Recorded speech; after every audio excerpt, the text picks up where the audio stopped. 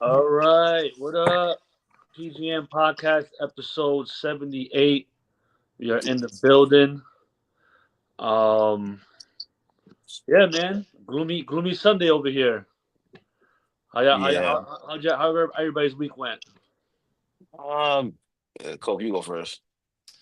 So I had a follow up appointment with my primary care physician. That went okay. Then I had to deal with some rent stuff. So other than that, it was all right.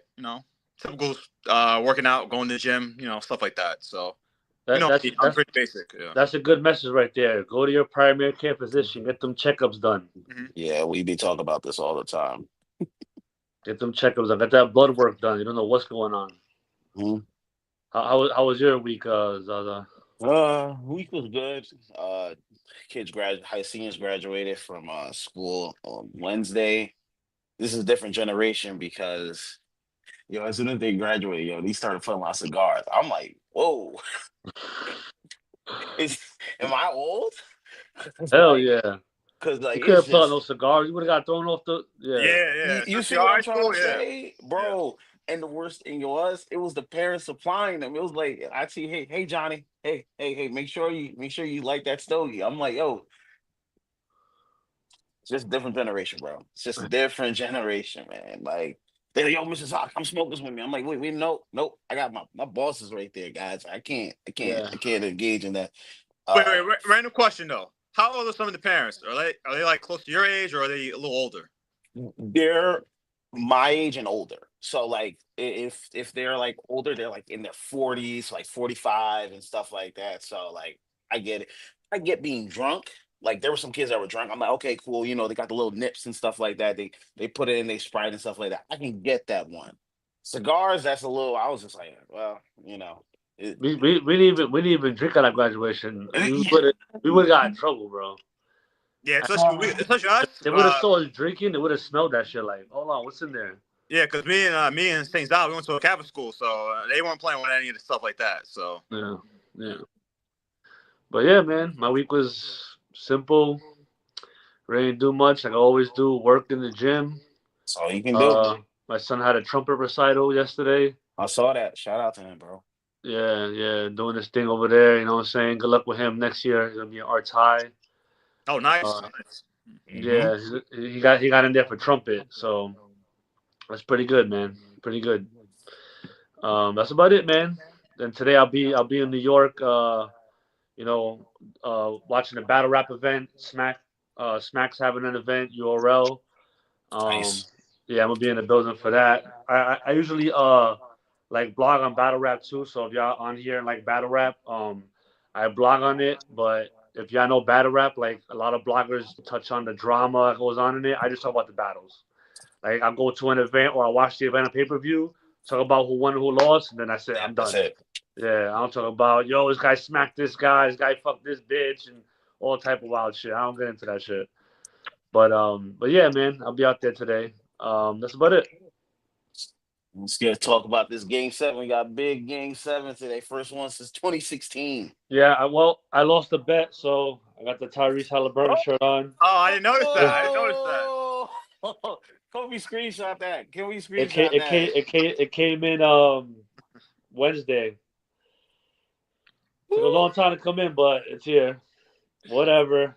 I lost Well, the I bet. don't know. Hey, if any Pacers fans are watching, might be a good omen. I Might be a Woo. good omen hope tonight. not. I hope I gave him some bad luck putting this shit on. Woo. But yeah, Ah, man, I lost the bet, so fuck it. I had to fucking cop the shirt.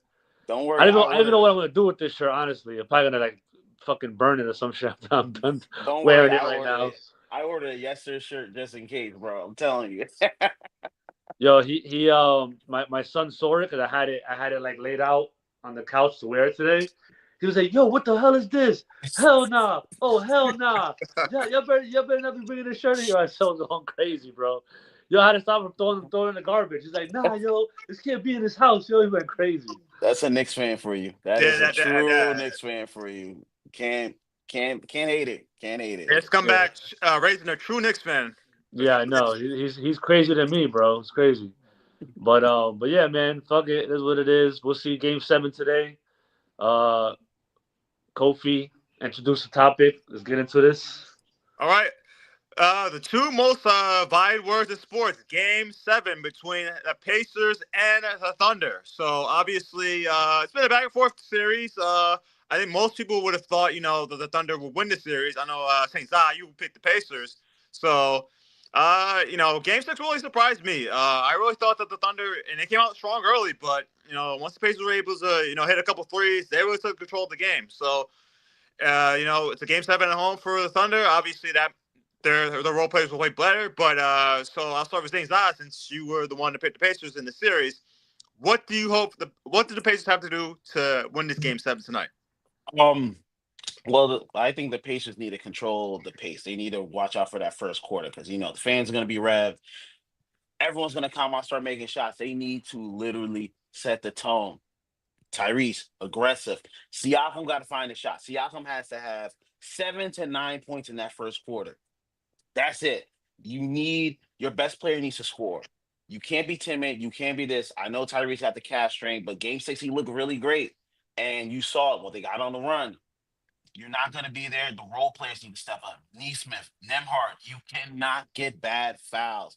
Neesmith, you can't get bad fouls. Miles Turner, yo, I know we always talk about Tyrese and we're talking about Siakam. Miles Turner has been a star. He gets like 5 blocks, 3 to 5 blocks a game. Like I didn't realize, and they're all on check when he's shooting threes. I'm like, yo, he's gonna get the bag. So he needs to step up. Obi Toppin's been doing his thing. I just worry because game 7, this is when a role player shines out, or like they've been talking about Chet. Chet might go off. So they need to weather that storm. Siakam needs to put his foot on the gas pedal, and Tyrese, be aggressive. Don't wait for your shot. He does that a little too much. He's always passing. Attack, and the passes will come. That's all. I actually think Miles Turner. He's actually struggled offensively. He hasn't been good since the Cleveland series. So I think he really needs to put on a great offensive performance. Remember, this could be his last game as a Pacer. That's true. He gonna get it back. Hey, this is a legacy on the line. He could be known. He could get a lifetime contract with a good performance tonight. So I'm looking at Miles Turner. He's got to be the one that steps up, especially offensively. He'll have his blocks. He's been good defensively on Chet, but he has to really be strong offensively, in my opinion, for the Pacers to have his shot. Yeah. I don't know, man. This has been an up and down series.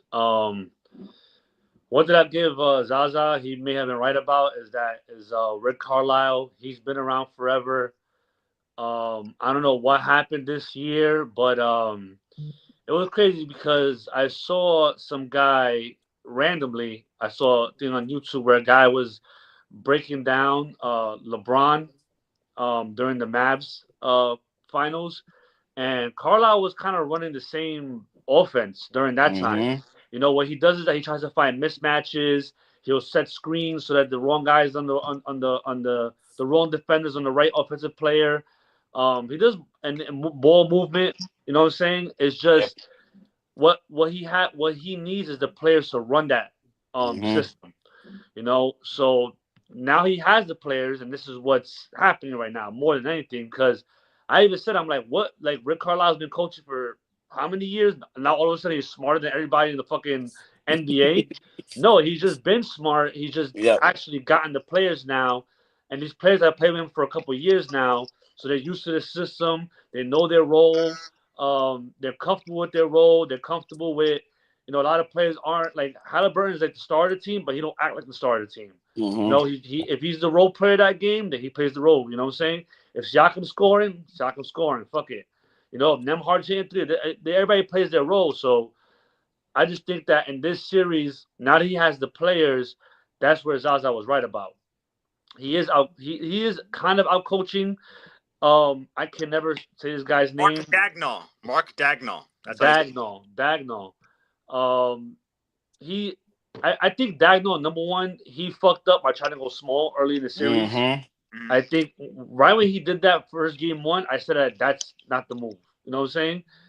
That starting lineup has been winning since forever, and you just change it in the finals. And I felt like he tried to get ahead of the game because he saw what the Pacers did to the Knicks, where they were switching on Towns, and Towns couldn't defend anybody. So he felt Hartenstein was going to be in that same position. And it's like, bro, Hartenstein not as bad as Towns. Towns is like literally like the worst big man defender probably in the NBA right now. Hartenstein's not that bad. You know what I'm saying? Hartenstein can Do kind of we switch. lose him? Who lose who? Kofi? No, I'm here. No. Yeah. Yeah, yeah. Um, yeah, so I think that he tried to get ahead of the game and he was wrong for that. And they struggled the first couple games um with the small lineup. And now they got to a point where it's a game seven now. You know what I Mm-hmm. mean? And the thing I would say is that last game, I actually saw somebody breaking this down on YouTube also, how Carlisle changed it up. So now, Carlisle all series, he likes the full court press Yep. because he's always throwing fresh bodies in there. And what happened is, to Dagnall's credit, he was saying, listen, he probably told SGA this. He said, listen, if they're going to press you, be aggressive. Yep. Take the ball down the lane, run out, and that's what it was happening because they were pressing so much. SGA was taking the guy who was defending him off the dribble and scoring. Whether he was laying up, whether he was getting fouls, whether he was getting a mid range, he wasn't passing. That's why if you notice, one game he had like 38 points and like 0 assists. Yep. Because the game plan was they're pressing you, be aggressive, don't pass, just score. And game 6, they showed that Carlisle said no more full court press. Yep. We're gonna let SGA bring the ball up and we're gonna set the defense up. So now when SGA is trying to be aggressive, he goes in the lane, 3 guys collapse on him. That's why you saw in game 6, they totally shut the OKC offense down. Yep. Because they set their defense up this time. They're like, no more full court press, we're setting the defense up. So now it's game 7. They're probably going to go with the same strategy, set their defense up. Is Daniel going to be ready to adjust to that? Is he going to have a game plan for that? Is he smart enough for that? Is he experienced enough for that? I don't know. We're going to see. But I'm gonna still say that it's game 7. There's the SGA, the MVP. They're going to OKC. This man is gonna play like a demon. You know what I Mm-hmm. mean? So that's where it's gonna be. I think the tilt is gonna go towards OKC because they're at home, and we already know at home the role players play out their minds. Yep. So expect Caruso to go crazy. Expect Jalen Williams to go crazy. Expect Chet to have a better game. Chet, to me, man, he's just looking soft, bro. Yeah. He need to take some fucking muscle milk or some shit in the off season. Or Bro, some missing dunks. Oh my god. Yo, bro, he's just yo. There's times that the guy is driving the lane, and it could be Siakam or Mm-hmm. not even a big guy, be Nemhard, and they put their shoulder to his chest. He's flying back. Like he can't defend 1-on-1. Like he has to literally be a help blocker. Yeah. Like because he got length and he could block and he got good anticipation. But as far as a 1-on-1 defender, I don't know how the fucking Timberwolves are taking advantage of that. Like Julius Randle should have been putting his shoulder into Chet's fucking chest the whole series, but I don't know what happened there. But just to end it here, I got OKC winning this. I don't think they're gonna let. Just like I said, Game 6, Halliburton and the Pacers aren't letting them win in Indiana. Yeah. They're not gonna let them celebrate on their floor, and I And think the same thing's gonna happen here. I and don't also think to OKC's gonna let them celebrate on their floor. You know? and also to your point with Chet, the thing I don't like is that when he misses something, his body language is showing it. Like you see, and I'm like, yo, dog, forget about it. You gotta go to the next play. You gotta go to the next play. You gotta go, and you can just see like he'll miss a dunk, and he's like, and it's just like, do you get in your head like that? Because it's game 7. Remember, the pressure is still on the home team because Indiana has nothing to lose. Like Yeah. they got you here. It wasn't supposed to be a game 7, so that's why I'm worried. I'm like, the pressure's on OKC. Do you fall or do you rise? That is a good point. The pressure is an OKC. This is the MVP. You're at home. You were the best team in the NBA all year, best record. Everybody picked you to kind of go to the finals. When like you said, the series started, everybody says sweep or 4-1, and the Pacers got you in Game 7 right now. So you're right. The pressure is all on OKC. I just think that SGA will step up to the plate, and like I said, to lose Game 7 on your home court bro, that's gonna be bad. I mean, it could happen. The Pacers, I mean, we saw it in 2016.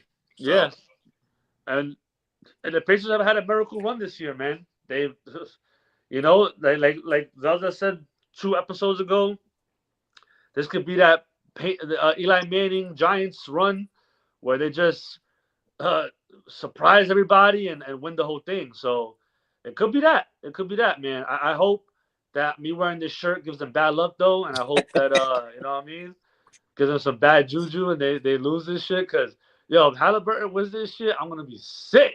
you got, yeah, I'm hey, gonna I'm be putting it right here, right sick. now. If the Pacers win, you have to have a reaction video with that on. Yeah, you gotta wear that. You Yeah. gotta wear. All right. You gotta wear that. You gotta wear Yeah, that. I'm gonna do a reaction. I'm gonna be in New York City, so that's the sucky part. I don't know if I'm gonna be able to watch the game because the event starts around supposed to start around 3, CP but time. this is Smack URL. They start. I've been at mad events. They start like an hour and a half late, and Jeez. then it's like 6 battles. Each battle was like 40 minutes, which is crazy. But I might not be able to see it. I'm gonna bring a charger pack with me so I kind of like watch the game a Yep. little while in between battles, hopefully.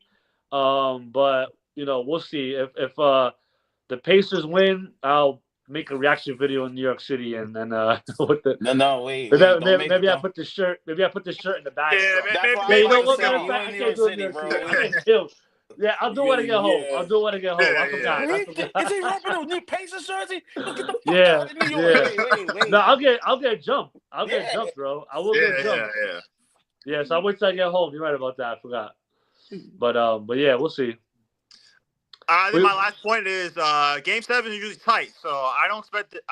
Don't be surprised if either team doesn't score under 100 points. So it might be that Mm-hmm. type of game. And, OKC, they kind of struggle offensively at times. So we'll see how it goes. I think I expect good games from Shea, J-Dub. I expect that. I expect Lou Dort to hit a couple threes as well as Caruso. And for the Pacers, obviously Siakam has to be key. TJ McConnell, he's going to do what he's doing.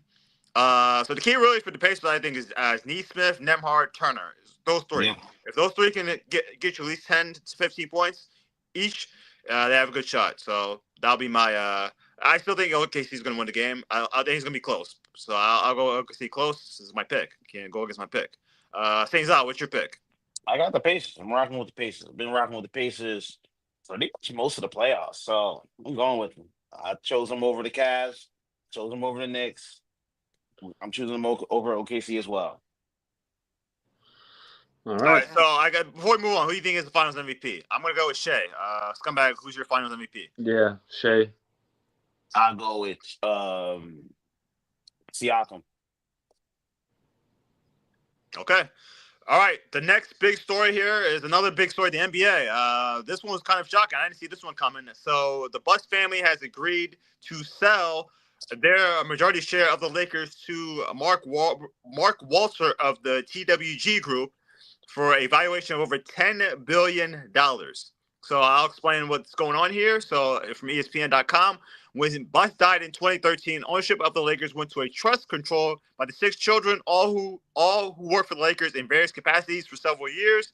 An agreement was struck in 2017, called for Jeannie Buss to serve as controlling owner, and then a battle included her going to court after her brothers Jim and Johnny Buss called for a board meeting that she interpreted as a challenge to her power. Shortly after, she removed Jim Buss as the Lakers' executive vice chairman of basketball operations. So obviously, a lot of family dynamics going on. So that probably was a factor in why they sold the team. So I'll start with you, Scumbag. What is your reaction to the Lakers being sold at this high valuation number? Yeah, when I first saw it, I felt like I'm like that's kind of crazy because I thought it was like all of the Lakers, but what's crazy is 60% was worth 10 billion. Mm-hmm. That's fucking insane. But it was interesting because I reacted to the chat in it, and Kofi had a point where he was saying that a lot of these owners they can't compete with these guys who have hedge funds and these Mm-hmm. uh these tech have these tech companies that are worth billions and billions of dollars. And I looked it up. Mark Cuban was kind of reiterating a little bit of that point where he was like that he sold majority of his ownership because he feels the NBA teams are moving into um, a more betting kind of realm where down the road you see like they're pushing for a Las Vegas team. Yep. So down the road, once Vegas most likely will get their team, um, once teams see that they could kind of create a betting environment around their stadium, you're gonna see a lot of teams try that, and you already see now Dallas tried it. Mm-hmm. Mavericks themselves tried it because I think that since Mark Cuban sold it for that reason, that could have been a selling point to him, to whoever he was selling it to, going, "Yo, listen, I know you own casinos. The NBA is moving into that realm. You could start building casinos." So I think off the rip, the lady, I think it was a woman, I think, and Yeah, husband or Miriam Adelson. yeah, it's a female. Yeah, Yeah. that's her name. Yeah. Yeah, so she already said, "Listen, I want a casino already over here." I think the NBA rejected it. Well, Um, no, because so like, I think Texas, they're not legally. They don't. They're trying to get approval to get casinos to be legally made in Texas. That's okay, still there's still an approval process in terms of that. So that's okay. so they're trying to do that. That they're trying to build a new arena. So with the new arena, they want a casino in it. So that's what's going on with the Mavericks. There you go. So so Mark Cuban feels that, and also real estate is going into the NBA teams now. So now, let's say the Lakers move the crypto arena if they decide to ever do that. Now the owners can find a way to own the land, and it's not owned by the state or the city or some shit like that. So he said that that's not his expertise. His expertise is really tech. He's not into real estate or gambling. So he felt like that NBA moving into that realm was where he would have been out of his element. So he decided to sell ahead of time, which Mark Cuban has been ahead of the game in every kind of thing that he's done. Where if you know his story, he invented a lot of websites and things like that ahead of its time, and that's how he became rich. So this could be part of what Kofi was saying in the chat. Is part of that. Like, it's moving into a realm where you're gonna need all this billions of money, all these dollars, and sell it now when the money's there. You know what I Yep. mean? And Jeannie, how old is she now? 70 years old. She's 68 years old, something like that. Yeah, she's in her Um, 60s. Let me see if it Jesus. says on all her in this article I'm reading. Hold on. She's been in the game for a minute though. yeah, you know what I'm saying? So she's getting up there in age, and she's like, you know what? This is a lot of shit going on where I don't want to Mm-hmm. deal with. I'd rather Yep. just be the face of the team, make decisions here and there. But anything like financially decisions that Just give is it going up. to affect the future 25 years down the road, I don't want to be involved in that no more. You know what I mean? Mm-hmm. Because she could feel the same way Mark Cuban's feeling. This is getting out of my element now. Yep. You know what I mean? And look at what Steve Ballmer did with the Clippers. He took the old Forum Arena and revamped it, and they got that crazy ass arena now, whatever it's called, and The Intuit Dome. yeah, Yep. the Intuit Dome, and he's what is he worth? Like fucking the $100 billion fucking Hey. dollars, that guy. You know what I'm saying? Like, Yep. you know what I mean? And I don't know how his deal is. Does he own the stadium? Does he own the Yeah, he does. He built himself. It was Yep. privately built. Yep. So privately built? So there you go. That's where Steve Ballmer's ahead of the game. You know what I mean? And Mark, well, that's the thing now. All these sports teams, they not only want to build their own arenas, they want the land, like the They land want with land it. for themselves. So Yeah. they like mixed use stuff and stuff like that. Build like a LA Live and stuff like that. Where like bars and stuff, restaurants. So if you own a lot of stuff, that's a lot of money there for you beyond just owning the sports team. So Mm-hmm. yeah, smart. So yeah, so that's what Mark Cuban was saying. That's where the league is moving into, and she's 68 years old. She was helping running the team when her dad was in the fucking 80s and shit like that. Mm-hmm. This is becoming too much. Where it's like, bro, I'm not into all this shit. What is it? Nah. And I mean, you're 60 years old. You don't want to learn anything new. You're No. like, bro, It's I'm stubborn. good. Give me my $10 billion fucking dollars. I'm good. I don't give a fuck. It is what it is. And also too, like, she doesn't have no children Mm-hmm. to pass it down to. well, the thing is, it's not owned by her. It's owned by the trust from Jim Buss's the trust. So all his kids own stake in that trust. So Okay. I think what the deal is that if one of them dies, it goes to another family. It goes to another sibling. It doesn't go to down their children. So it might be something financially with that. It's like, hey, if someone was die, what happens in the future in terms of who owns what? So they probably thought, oh, you know what? Let's all sell now because they all had to agree. They had to be majority agree to sell it. So Yeah.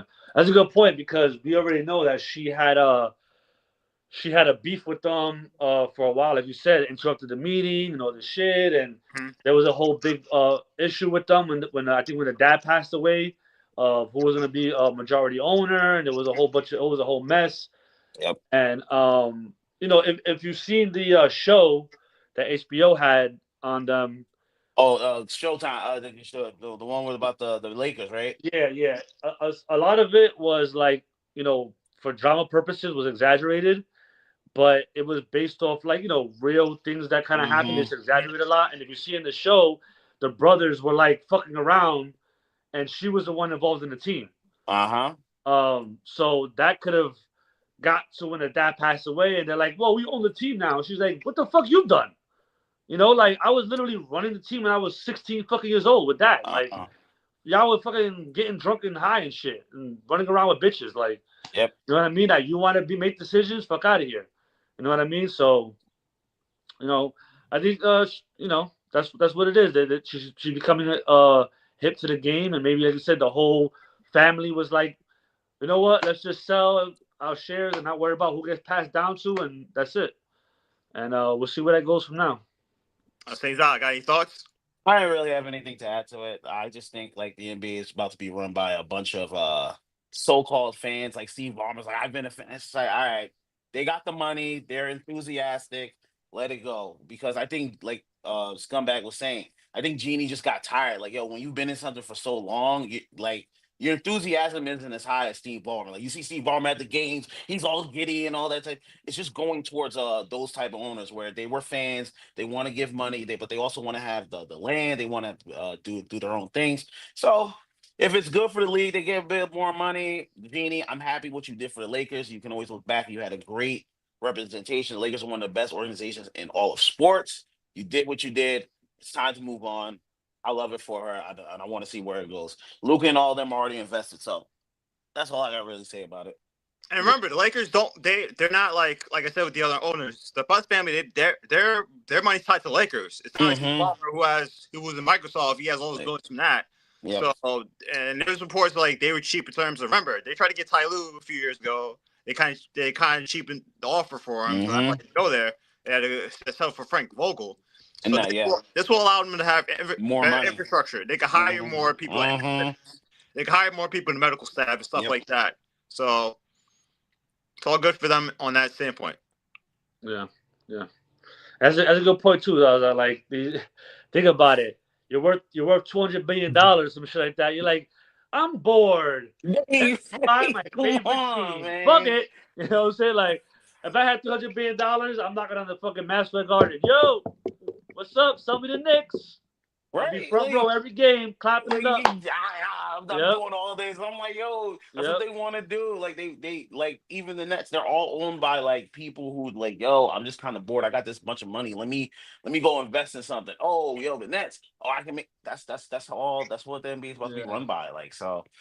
But if they love the game, they love the sport, and they're willing. That's the thing. If they really love the game, like Steve Ballmer, I'm okay with it. And I just feel like that's just where the league's going. Like you said, it's changed. So let's see if it's good change or bad change. But we gotta be here for it.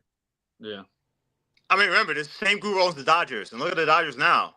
They were in trouble before he bought them, and now they're one of the most powerful teams in Major League Baseball. So, if you're a Lakers fan, you should be encouraged just on that alone. Yep. Yeah. That's a good point because that they're not. Do they at the same group that does the Commanders too or no? No, it's a different owner. Okay, but Magic Johnson, he's part of both. Yeah, he's part of the Commanders. He's part of the Dodgers. Him and Mark Waltz they're good friends, so business partners. Okay, all right. So that's crazy right there. Like, and to think about it, the Dodgers became prominent again because they weren't scared to spend money. They got the money. Mm-hmm. Yeah. You know what I mean? There's no salary cap in baseball. So hey, you want Shohei Ohtani? You want this pitcher? You want Mookie Betts? You want this guy? Pay him, pay him, Yep. pay him. You don't know the Lakers might go crazy and be like, yo, you know what? Hey, yo, let me sign Giannis. Fuck it, trade Yep. Giannis. You gotta Yep. pay luxury More tax. I money. don't give a fuck. More I'll pay money. luxury tax. Here you go. Fuck it. Give me Giannis. Give me Miles Turner. Give me Nas Reed. Give me all the motherfuckers. I'll pay the Yep. luxury tax. Fuck it. Yep. You Yep. know that could be it. That could be it too. Gives Rob Pelinka a lot more spending room in this free agency market. Like you might want to throw a bag of Miles Turner. You might want to throw like it just expands like your Yeah. horizon. Where I think the Lakers were kind of cheap in trade, but that's why they didn't get a lot of the players they got. Now you have that. So Lakers fans, you should be happy. This is a really good move for you. So let's go. Let's go. I'm ready for it. All right. All right, we'll see. We'll see if this leads to any other owners decide to sell teams. So we'll keep that. We'll see what happens in the Oh, future. they will. They will. All right. We had some breaking news last night as John Jones decided to retire from UFC after UFC was trying to get a unification battle between him and Tommy Espinal, and unfortunately that was not able to happen. So as a result, Tommy Espinal is now the undisputed champion. What are your thoughts on John Jones decide to retire as one of the greats in the history of UFC? I think it was about time. Like he's always like he's great, but the trouble that comes with him, he's always in trouble. He's always doing something. So I'm like, I think he got out while it was good. But yo, John Jones at his peak, I think greatest UFC fighter to ever step foot in that circle. Like, dog, outside of one fluke loss, that man's undefeated. That man is magnificent. Like I've never seen a fighter like this. Remember, he beat Cormier at Cormier's prime. Everyone thought Cormier was gonna beat him. Remember, he was on drugs, on cocaine, and still beat this man. I'm telling you, yo, Yeah. if that doesn't scream greatest of all time, think about it. You got players like LT. Yo, I don't remember half the game. Those are the players that you should be scared about. So I'm happy for him. He had a great career. He did what he had to do. Shout out to your retirement. I think he got out early while he can. It's just he's always in trouble. Every time he's ready for a match, there's always some trouble with John Jones. I think someone probably talking in his ear like, hey, you're doing a little too much. You're always in. So I'm happy for him. Yeah. I think his legacy is solidified. Mm-hmm. He did. I mean, he's been solidified for a long time. He kept fighting just for the love of it. To be honest, Yeah. he just loves to fight, and he just has. I think that family has an imbalance because his brother's a fucking nut. Oh Was yeah. it Chandler Jones, right? Yeah, bro. Yeah, his fucking brothers are fucking insane. So John Jones has been pretty good for the most part, but he has his moments where he slips up and he does some crazy shit. But for the most part, he's pretty disciplined, especially in the ring. When he gets in the ring, and I guess also too when Chandler Jones plays on the field, that doesn't translate on their play. They're almost like Zen-like, where they're not going out Mm-hmm. of control. They're focused. They're doing like you've never seen John Jones slip up and kind of Nope. get caught, Nope. and he goes into every fight with a game plan, and the Mm-hmm. game plan is like perfect, Yep. and it's crazy with his game plan is that he could do anything. He could ground Anything. pound. He could submission. He could box. He could throw his hands. He could kick. He could do everything. You know what I mean? And I think that's where it was a problem for anyone to beat this guy, bro. You know what I mean? And sometimes when you're that good, bro, like you could go off the rails at times. You know what I Yep. mean? And so it's understandable. But yeah, I think he retires the goat, man. I don't think Yeah. anybody. No, Absolutely. the record is crazy. How many times he held the Mm-hmm. belt is crazy. How many times defended it is crazy. Everything is just crazy. No one saw him. You know what I'm saying? Like we saw an era where a lot of the greats got. Yep. Where Anderson Silver eventually got fucked up, and Rampage eventually got fucked up, and a lot of guys eventually lost it. You know what I mean? Mm-hmm. Don Jones, we never saw him. Nope. Get a shocking knockout on him. So he retired at a good time. He was getting up there. You know what I mean? as far as experience, as far as all those fights. Get wear and tear, bro. Yeah. And eventually, hey, you in the ring too late. You're gonna get Yeah. got one day. You're gonna get got one day. So at least he retires now. He don't have to. But this dude's crazy, man. He could. I see his crazy ass on retiring one day. Like fuck it. Like being like 48 years old. Like, oh, you talking shit? All right, come see me. Like he's that crazy. But we'll Yeah, see. who say he doesn't come back? I mean, Yeah, he's that He crazy. might need some, yeah. He'll do it. He'll do it for one fight. Not even for the title. He'll be like, I don't want the title. Just I want to fight you. That's it. You know what I mean? And he would do some shit like that. But we'll see. He might be cool with just being retired, and we'll see what this goes into. Maybe he goes into commentating or whatever. But he made so much money, he's probably good. He's probably like, those guys. I don't know if he has, those guys go to open training facilities and they train up and comers and Yep. they like being around the sport and shit like that. We'll see what he does. I'm just reading off the stats here. I'm on an ESPN.com article. So he went on a 16-0 record in UFC championship fights, the most of all Jesus. time. He's only one of 9 fighters to hold the UFC titles in multiple weight classes. His 22 career wins in the UFC are tied for 5th most in the sport's history. So that's just part of the greatness of John Jones. And I joked to Yankee a few years back when he had some of his legal troubles. The biggest enemy of John Jones is John Jones. John Jones, yep. Not any of his Yeah. opponents. That's Yeah. crazy. Yeah. Yo, some people are just natural at it. Like, yo, I remember there were talks like when Brock Lesnar, they like, yo, Brock Lesnar versus John Jones. Like, regular fans were like, oh no, Brock. Like UFC fans were like, yo, John Jones would beat the brakes off of him. Like That's why Brock never did it. Brock never did it. That's how good he was. And I think we didn't get it because it was just like, yo, he was like this, but like you watch him in the ring, bro. Anytime someone got an advantage of him, it's quick, he would just get out of it. Cormier, graded ground and pound, couldn't get him down. Yeah, he beat tried him his in ground hardest. and I remember pound. that fight too. He Beat tried him his ground and hardest. pound. He was trying his hardest, man. You could tell at the end of the fight, he couldn't do anything. Gassed. Yeah. And he was gassed. Jones wasn't. Wow, it's just Yeah. Yeah, man. Congratulations to John Jones. Great career. And have fun, bro. Have fun being retired for the next 3-4 years. He'll be you back. deserve it. I see his crazy ass coming back. Yeah, he's gonna get bored and he's probably gonna yeah, you know what? And you never know. Dana White. Dana White's a fucking warmonger. That dude will fucking be like, hey, you want to come back for fucking $15 million? He'll throw some fucking big ass number at him. You know what I'm saying? So we'll see. We'll see how it goes. All right. Moving on. Before we move on, let me shout out my good buddy Shaquille Murphy. When we went to high school, he had a comment about the Sixers owner. He said that because Josh Harris was trying to build his own his own arena in downtown Philly, and everybody to step in, NFL, NBA, they step up. So now they're going to build a new arena in South Philly where where they play right now with the Flyers. So I wanted to shout out my good buddy Shaquille on that comment. It was a good comment there. Yeah, that's why I posted it. I put it on the stage because I was a good point there. All right, moving on. Jaire Alexander, he is signing with the Ravens. So my question to you, Zayn, is this a move? Is this make the move for the Ravens to finally make it out of the AFC? Ugh. If Jaire Alexander plays more than 8 games, probably. But remember, this man gets in a lot of trouble. He's always fighting with coaches. Listen, the Ravens are that team. They'll take a chance on players. So I love that he got the chance. I'm always happy for players to get paid.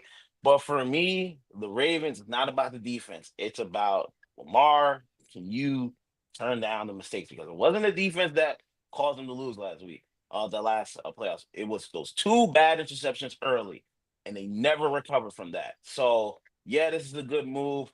But like I said, the Ravens will always be great in the regular season. It's about the playoffs. This isn't about Jaire. It is about Lamar. Can you finally do it? And now I don't want to hear any more talk from the Ravens. If they don't go to the Super Bowl this year, Lamar, I love you, but I'm just gonna look at you and be like, yo, he's a great quarterback.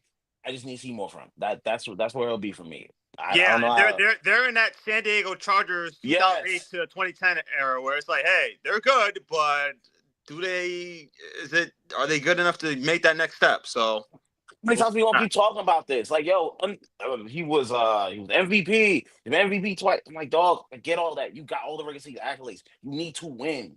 You need to win now. That's it. That's where I am with Lamar, Josh Allen. Y'all got all these. You need to win. That's it. That's it. All right, Scumbag, what's your thoughts? I think it shores up their defense, which is good. See, in the end, it does come down to Lamar because I feel like the last two times they've lost to the Chiefs has been his fault.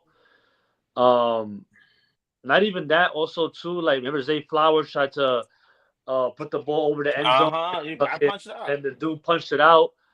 Oh, Snead punched it out. So this just had unfortunate. And what was the Mark Mark Andrews? Andrews. Mark Mark Andrews. Andrews, Mark he Andrews dropped. He caught the dropped. ball and Yeah, Yeah. fucking yeah. dropped it.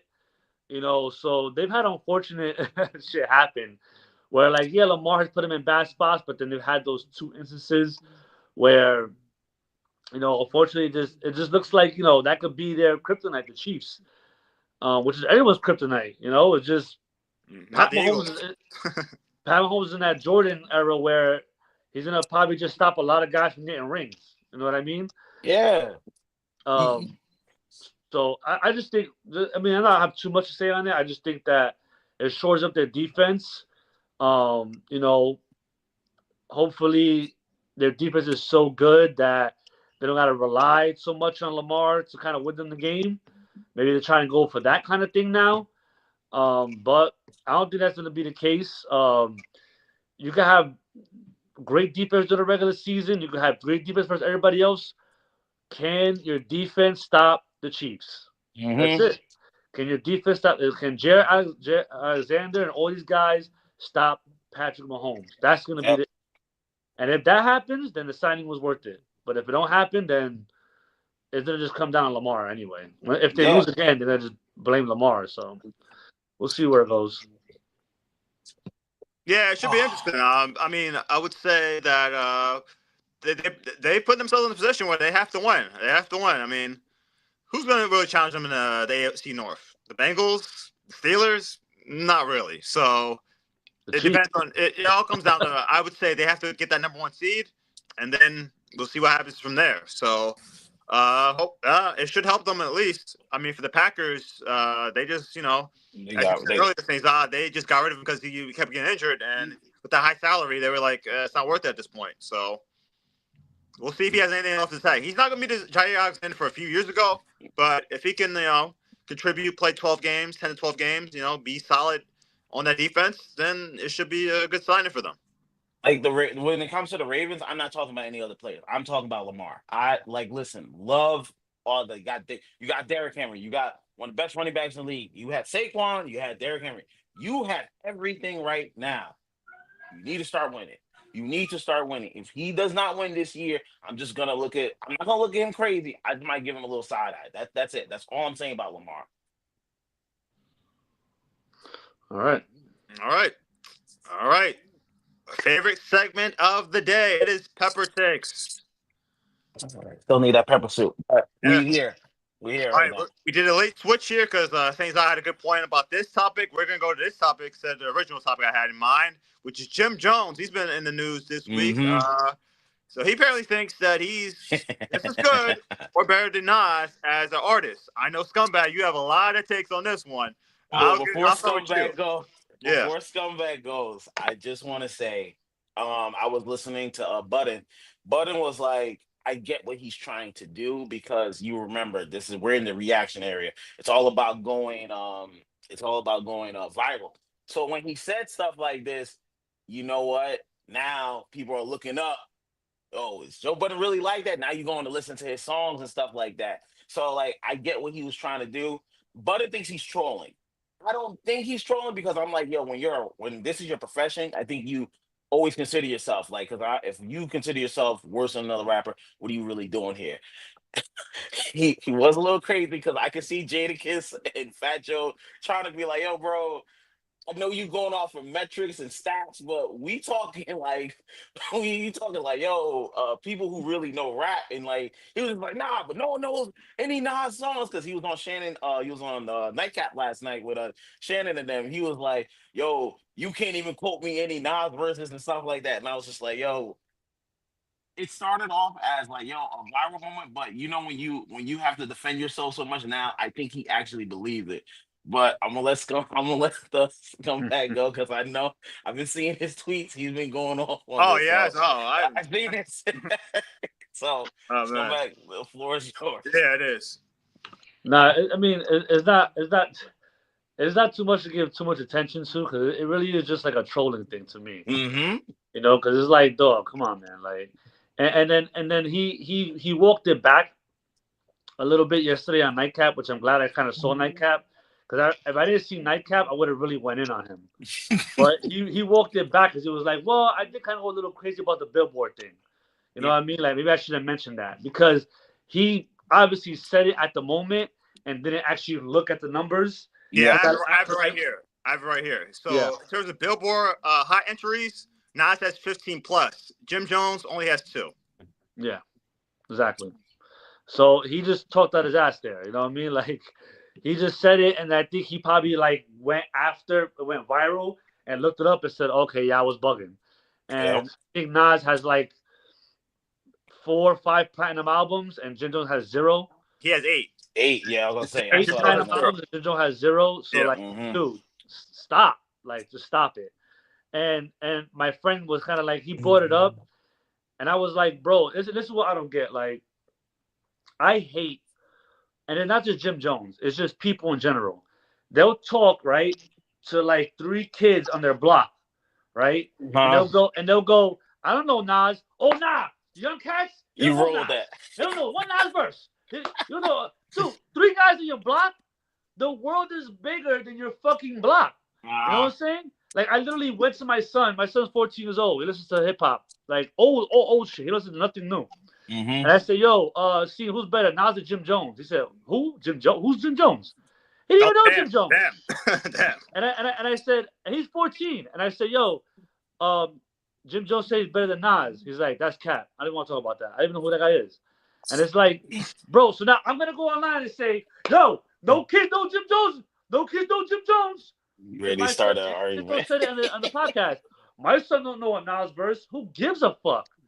I can say the same thing about my son. I can be like, yo, my son doesn't know who the fuck you are from. I said your name. My son was like, who's that? Let alone know a verse from you. So I'm not gonna do that. You know what I mean? So I don't like when Jim Jones, people say that shit. They don't say that. Oh well, motherfuckers. You're the dudes you network with don't know Nas because you're on the block. You're dealing with these young cats that wear shiesties in the middle of summer. You know what I'm saying? Hot as hell, bro. Yeah, hot as hell Oh, wearing no. shiesties. All right, they fucking dropped out of high school to sell bricks at McDonald's. You know what I'm saying? Like, you see that shit that went viral? This dude selling drugs at McDonald's. Oh Like, my god, you yeah. know, these are the dudes that Jim Jones is catering to. So it's like, dude, yeah, they don't know a Nas verse because to them that shit's boring. You know what I mean? They don't want to hear what did Jay-Z say that in that diss? Oh, fuck out of here. We're trying to kick knowledge. Like that's what a lot of these cats look at it. The young dudes are Mm-hmm. like, dude, I don't want to hear that Yeah. Aquanami shit and the Egypts and their pyramids and Yeah. all this shit. They don't want to hear that shit. Yep. So, like to them, they'll bump a Jim Jones record over one mic. They'll hear one mic and be like, "What the fuck is this dumb shit? I don't want to hear this shit. I want to hear. I want to hear you moving packs, bro. I want to see. I want to see you shooting motherfuckers out. I want to hear this shit. You know. Yeah. So you can't just go for one demographic, bro. You know what I'm saying? Because I want Jim Jones to walk around Harvard. Go Jim Jones to walk around Harvard or Yale or these smart colleges where these kids there, they're gonna tell you, bro, listen to fucking Nas. You know what I'm saying? Like Nas is more what I listen to than Jim Jones.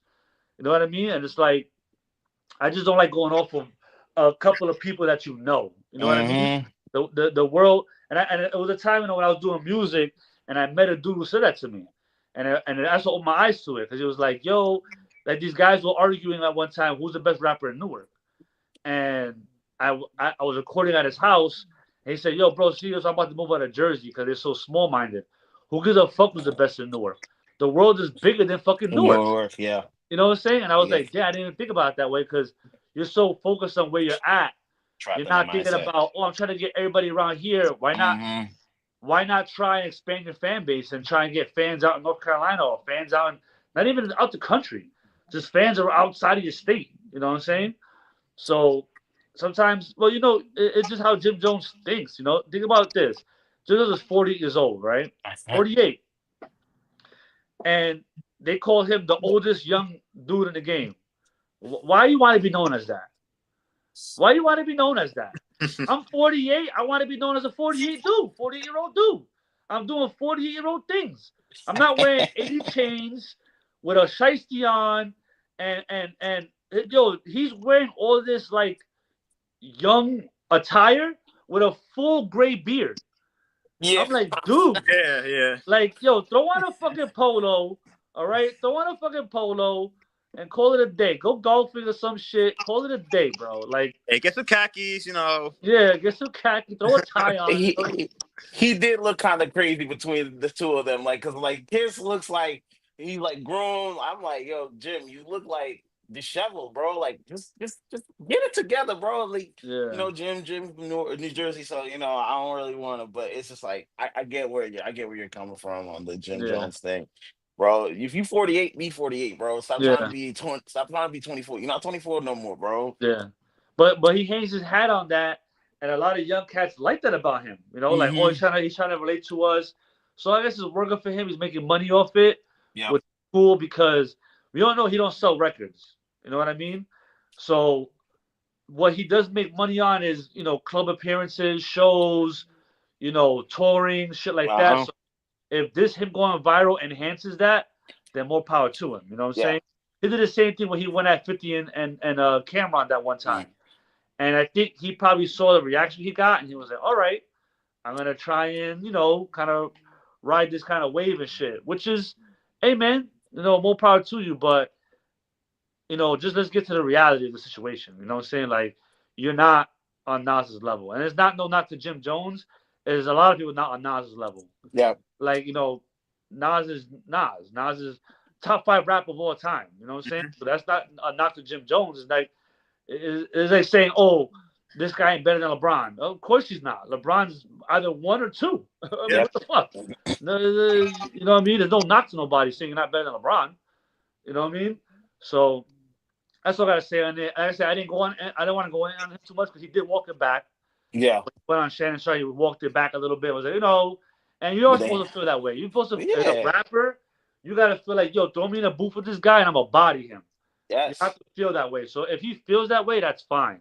Even though it's not true, like you gotta hop in a booth with Nas. Nas is gonna smoke Jim Jones. Like, stop it. Like, Yep. I literally just heard a Nas verse with Slick Rick. Slick Rick just dropped a new song, a new album, and Nas is the lead single, and Nas killed it. I just heard it yesterday. I'm like, all right, bro, like, stop, Jim. You ain't fucking with this shit, bro. The dude's a, think about just to give Nas props. Think about a child prodigy. He made Illmatic when he was 17 years old. Yeah. To me, Nas. To me, I mean, I think Tupac's the GOAT. So I think like Tupac is Jordan, and I think Nas is like LeBron because Nas came in the game with like LeBron. Yep. LeBron came in the game as a prodigy. Yo, Chosen One on his back. Yeah, because his dad was a musician. Yeah. Yeah, Chosen One on his back. LeBron, first game, what did he drop? 25 points, put it up. Think about how many guys have come in the game with all the hype and have fizzled out. LeBron came in the game with the hype and exceeded the hype. Yep. You know what I mean?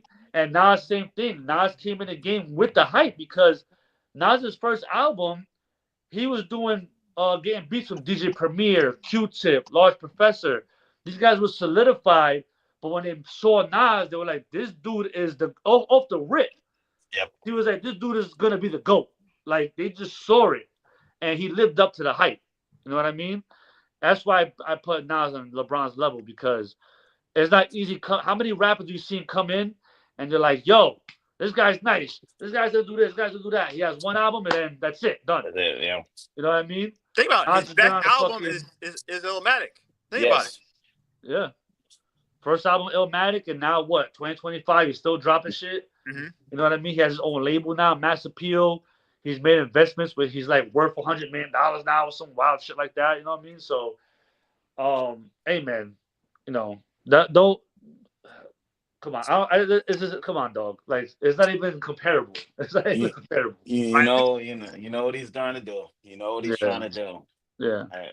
I was gonna say just a last point here. I was at St. Zal's place a couple weeks ago with EP. We were talking about this. We were talking about Dipset overall. Jim Jones, the thing about it, he's an overachiever. Out of Yeah. all the members of that group, he overachieved with bowling. So that bowling singles. So yeah, because you look at Joel, so everybody thought Joel was gonna be that star. It never really happened yeah, for him. But for Jim Jones, he was able to have a hit record. So he should. yeah, yeah. And we give Jim Jones that he didn't come in as a rapper. Mace kind of taught him how to rap. Mace kind of broke down how to rap and da da da. Mm-hmm. If you hear a lot of Jim Jones' earlier records, you could tell he was inexperienced. But Cameron gave him that. Gave him that. Cameron said he works his ass off in Yep. general. You know what I mean? So when he wants to do something, Jim Jones, he works hard. And as far as his influence point, a lot of that Ed Hardy shit and that Chrome Hearts with the chain Yeah. on the belt, he Mm-hmm. brought that into Mm. into hip hop, and that's where has more of a point on his side. And he's the one that helped build the Dipset brand. Because yeah, Cameron was the forefront, but Jim Jones was really in the fucking field. Yeah. You know Mm-hmm. what I mean? Bringing the name up and defending the name, because when you're in the rap game, bro, and you're successful, people test you. Yep. They're gonna say, "Yo, you can't come over here unless you do a check-in. You can't do this. You can't do that." Cameron said Jim Jones will find the hardest dudes in the world to roll with Dipset, and they're going to these shows 30, 40 deep. That matters. You know what I mean? So yeah, Jim Jones did all that. He was a part of a legendary group. But come on, I give that's where it ends. Like and you gotta look at this too.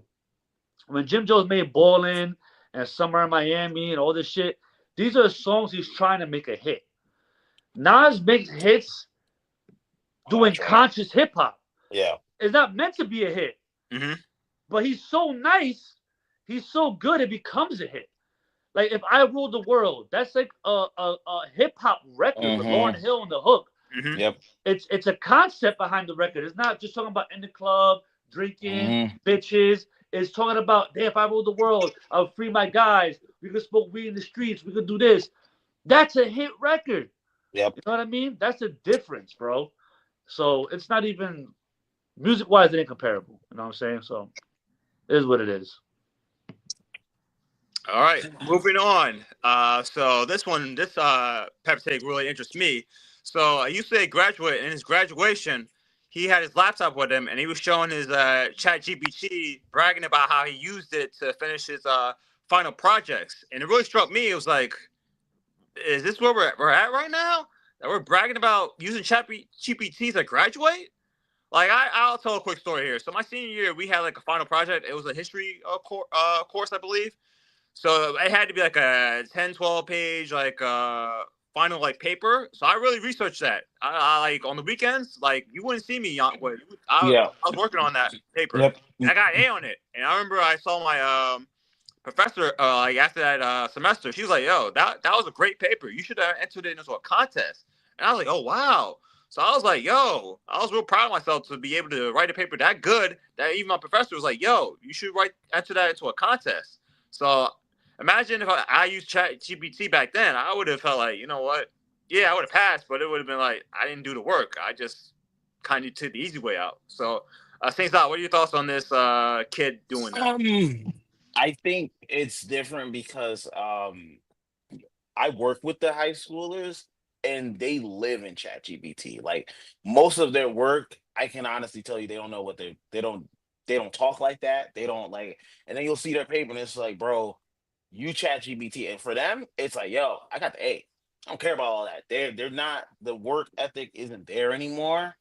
But the thing that kind of sucks is like the teachers are not calling it out, but the kids have a point. You use ChatGPT to grade my stuff. So it's like, where do you really go from here? So it's like there's a thin line. Like I think we're trying to learn how to police it. So it's like you don't do it too much, so it just doesn't look like it worked.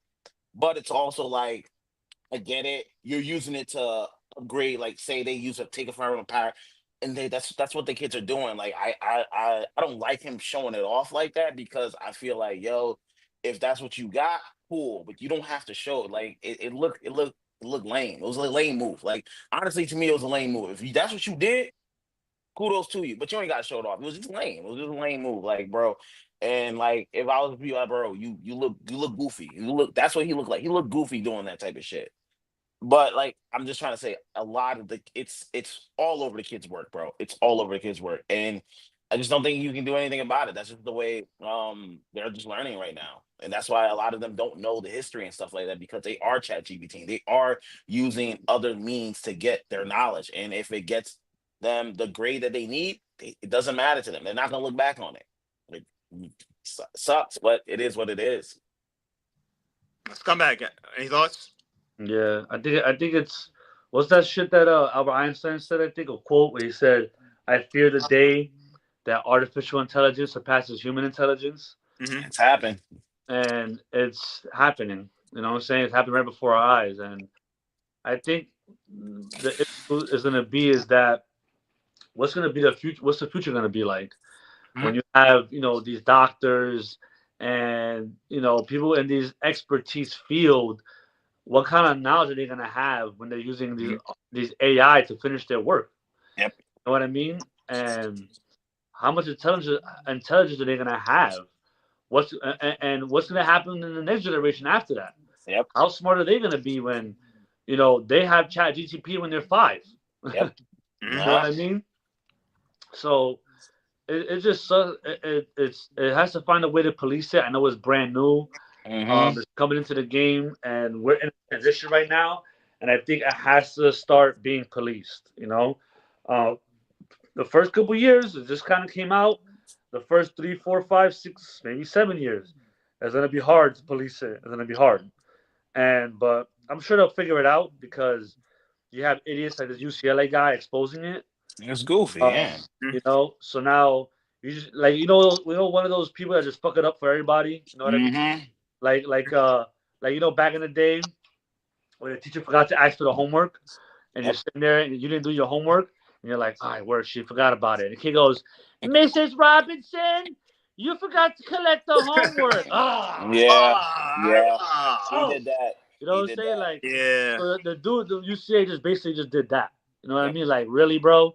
Like, you just fucking blew the whole spot up. You know what I mean? And it is what it is. I think that hopefully it gets policed because I'll be honest. Like, my son showed me that shit. There's an app. Hmm. It's not Hmm. Chat GTP. It's an app. Yep. So you take a picture of the homework And they. and they give you the answers off the picture. You know Yep. what I'm saying?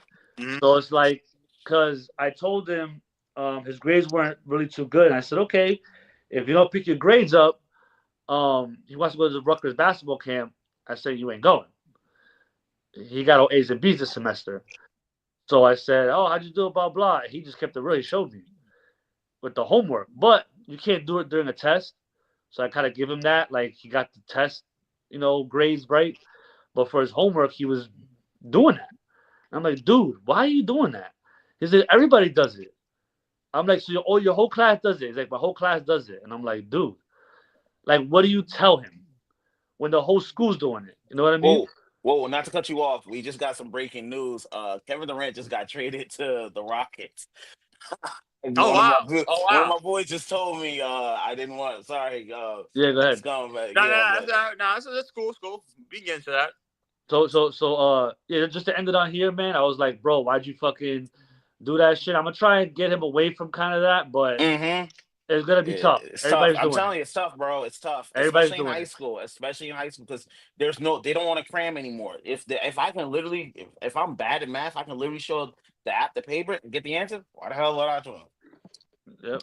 Yeah, and Right. this and my last point would be this reminds me of Yanko. We remember this, like our teacher from high school, Miss B. So back then, Spark Notes was a big thing in terms of books. Like they would give you like a rundown of each chapter.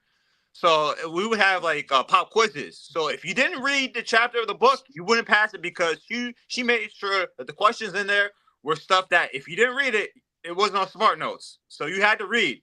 So I'm just thinking, yo, I guess teachers, you're gonna have to find a way to be like, all right, you're gonna do it in a way where it's like, yo, you can't chat GPT your way out of whatever, whether Yep. it's paper or whatever. So Mm-hmm. there that goes. All right, get to this trade thing real quick. Yeah, before we get Let, to the let, last let, episode. we were gonna talk about the Jalen Green bullshit. Let's just talk about this instead. Yeah. Yeah. This will be the last topic. We'll table Yeah. that one. Yeah, we'll table that. So, breaking news from Shams, I have it right here. The Phoenix Suns are trading two-time Finals MVP Kevin Durant to the Houston Rockets for Jalen Green, Dylan Brooks, the number 10 pick in the 2025 draft, and 5 second-round picks. Sources tell ESPN. So, what is your quick reaction to this trade? I'll start with you, St. Oz, since you want to break it. I think they needed that, but they get rid of Jalen Green. I think we saw enough from Jalen Green in the playoffs that I was like, they either need him to step up or they're gonna move on. I think he didn't show up enough. So it's a good move, but once again, this is not the same KD. Like I get it's the name, but KD gets hurt a lot. He's not the same player. He lost a little bit of step, but this is a good move. I want to see where this goes. Shout out to I know he wanted to go, I know he wanted to leave, so I'm glad they got the trade done because KD when he's in front of him, he wants to get out. So let's see what the Rockets do with this and they just re-signed Ime Udoka. Okay, well, first big move. We not even all season yet. What about you? Oh, it's crazy. I mean, I was saying this like it's hard because it's Kevin Durant. Yeah, He's 36 years old though. You know what I mean? that's what. Yeah, 37, yeah. Thank 37. you. So it's like, and he's been kind of injury prone. Is Mm-hmm. coming down to his final years of his career. Yep. Um, and I struggle with this because guess what? Durant, supposedly the rumor was he kind of reached out to the Knicks to kind of join them. Mm-hmm. The Knicks said no. You know what I mean? So that's telling right there because you're in an era now, right? Where if anything is brought up to the GM or the coach, they run right to the star player Yep. or the core group in the locker room. So Towns was asked, Brunson was asked about Durant. They didn't sign off on it. They were like, "Nah, I'm good." You know what I'm Yep. saying? Yep. And that's where I struggle with Durant. I feel like Durant, he's not a leader. You Yeah. know what I mean? So now you have him being like, think about it. When he went to the Warriors, the leadership was really with Steph Curry and Steve Kerr and Draymond Green. Draymond. Yeah. You know what I'm saying? He kind of just fit in. What Durant is great at is fitting into the system. Mm-hmm. Now you could bring him to the Rockets. Everyone's young. Yeah. Everyone's looking at him to be that dude to lead the team, and hopefully he has a change of heart or change of how his personality is, which is at 37, you got to change how you are. I mean, it could happen. You know what I mean? I don't see it, but I mean, hey, I feel like Kyrie's calmed down a lot. You know what I'm saying? At this Sure. age, Mm-hmm. So I mean, it could happen. Durant could become more of a leader and more chill and more, sit there with Sengun and be like, "Yo, if I was you, I'll do this and move the Mm-hmm. ball here and da da da," and really sit down with a lot of those players and help them score better or help them. They took the Warriors to Game 7. You know what I'm Yep. saying? Maybe in that Game 7, Durant is like, "Listen, I've been here before. We could beat this team, and I've played with them. I know how they're gonna run their offense, and let's, you know what I'm saying? Maybe it would have been a different outcome." And I feel the Rockets do feel that way. Yeah. And think about it, is Durant gonna be coachable? Because we know Yumi Doka, he took that young team far because they're impressionable. They're young. Yep. He could be like, "Yo, you ain't playing that defense. You ain't doing this." They're young, so they're like, "Okay, fuck it, we're gonna listen to him." Can he talk to Durant that way? I think he can because he was on the net staff a few years back with Steve Nash, so they have a relationship, so that helps them there. We'll see, because sometimes, let's say, right, Udoka knows him, right? Mm-hmm. Yep. Udoka knows I can't talk to Durant that way. I can talk to them that way. Yep. Now that becomes a division in the locker room. See, what made the Spurs work was that Popovich yelled at Duncan the same way he yelled at every player on the team. What worked out for the Patriots is that Belichick treated Tom Brady like shit, Mhm. Yep. like the last guy on the roster. Yep. Udoka cannot go in there this year treating Durant like, oh, okay, yeah. Oh, you want to practice? All right, yeah, no problem. Oh, you want to smoke weed? You want to just chill on the bike today? Yeah, no problem. While you work everybody else to the ground. That's not going to work. You know what I'm saying? And is Durant going to humble himself enough to allow himself to be coached that way? I don't know. I don't know. This We'll is see. We'll this is a see. tough place. I get it. I get why they need it because they felt like they need more offense. They need offensive person. Like scumbag saying, is he gonna bring the leadership? Because remember, but I also say leadership is in different things. He's never been a leader like that. He's not a vocal leader. He Yeah. probably leads with like his play and that type of stuff. So I'm here for it. So we will see where it goes. But I do want to see how Durant reacts to a younger team. Because remember, this team is young. Like, Yeah. how does he try to get to on the same basis with them. So they have training camp and stuff like that. So I'll see where it goes from that. Yeah. But yeah, crazy trade. Crazy fucking breaking news right there. Ooh, Yeah, first I'll add breaking real quick news. on the Suns aspect of it. So obviously, they get Dylan Brooks. He's a good veteran player, so Defender. that might help them there. Jalen Green is the wild card here. Mm-hmm. We'll see how he plays with Booker. He's And probably gonna be Beal. motivated. They Oh traded him God. away, so Oh, they now they have a wild card and Beal. My God. Listen, Suns I fans. think they're gonna just say deal, just stay home. Yeah, Suns fans. This is gonna be a long season for Well, you they guys. got a test pick, so they were able to get a pick back, so that's gonna help them there. So we'll see what they do with that 10th pick. So that And helps them there too. five second rounders. That's what is that? I don't get that part. What do Ah. you want a bunch of second rounders? What the fuck you drafting? Yeah, Yeah. Hey, who listen. knows? Maybe that one of those players becomes a good player. So we never know. Never You know. might get a Gilbert Arenas. You might get a Gilbert Arenas. So you gotta. We'll see. We'll see. I mean, But they didn't give up much, so they still have Ahmed Thompson. Still have Jabari Smith Jr. yeah, So they still have a lot of their young talent there. They got Fred VanVleet. He's probably going to be their veteran leader on that team. So I think he's a free agent this year. I don't know if he's gonna. they'll probably resign him. I think that's why they made the trade, so they can resign him. So Okay. But all right. any last thoughts? Nah, but we'll see how it goes, man. We'll see how it goes. We'll see how it Game goes. 7 tonight. I will have a preview for Game 7. So it's a big game. So Yeah. be on the lookout. Shout out to EP. I see him in the background there. He's always in it. Word. And shout out to my boy Devin for giving me the breaking news. That's my guy. And shout Yeah, out we didn't have to get into the light green thing. We had to get into that. and thank you, Straw Hat Reed. You always tuning in. So constant. Yeah. All right. So, end of the podcast. I gotta take this fucking shirt off.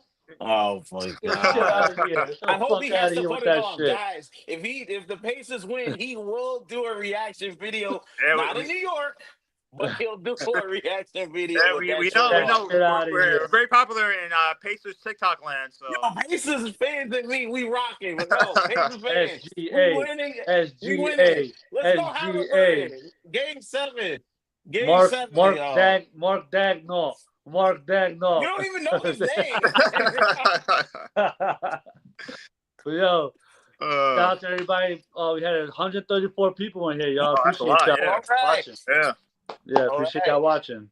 But yo, we'll be back here next Sunday, I believe. And Yep, Sunday. Yeah. enjoy y'all fucking Sunday, and we'll see y'all next week, man.